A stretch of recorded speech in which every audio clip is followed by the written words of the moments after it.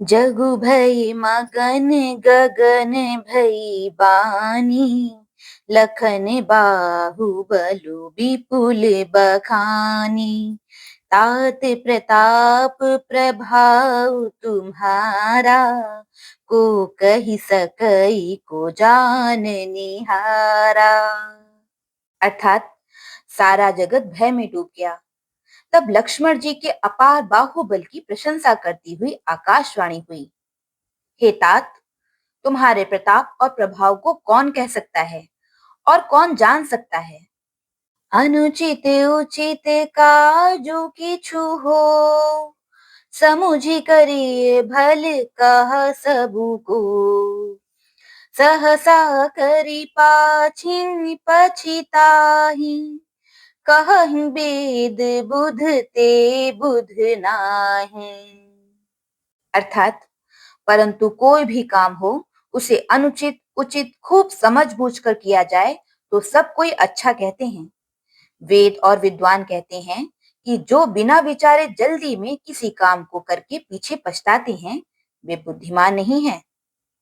सुनी सुर बचन लखन सकुचाने, राम सिंह सादर सन्माने। कही तात तुम नीति सुहाई, सब ते कठिन राज मधु भाई। अर्थात देववाणी सुनकर लक्ष्मण जी सकुचा गए। श्री रामचंद्र जी और सीता जी ने उनका आदर के साथ सम्मान किया और कहा, हे तात, तुमने बड़ी सुंदर नीति कही। हे भाई, राज्य का मत सबसे कठिन मत है। जो अचवंत नृप मातन्ते, नाहिन साधु सभा जिनसे। सुनहु लखन भले भरत सरीसा, विधि प्रपंच मह सुनाना दीसा। अर्थात जिन्होंने साधुओं की सभा का सेवन नहीं किया, वे ही राजा राजमद रूपी मदिरा का आचमन करते ही मतवाले हो जाते हैं।